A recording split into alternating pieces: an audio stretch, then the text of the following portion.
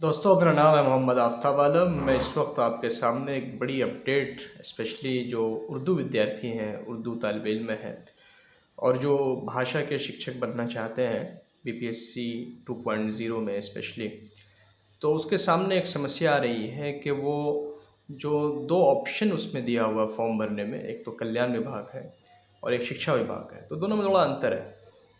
जब हम फॉर्म भर रहे होते हैं तो दोनों में हम टिक लगा देते हैं, हालांकि ऐसा नहीं करना है। अगर आप ऐसा करेंगे तो फिर आगे जा कर के आपके सामने समस्या पैदा हो जाएगी। तो उस समस्या का निवारण, उसका समाधान मैं आपकी खिदमत में लेकर आया हूँ। चूँकि मैंने बहुत डीपली स्टडी किया है उसका, तो मैंने पाया कि आप अगर भाषा के यानी लैंग्वेज के टीचर बनना चाहते हैं, स्पेशली उर्दू के, और 6 to 8, 9 to 10, 11 to 12 तीनों में आपके पास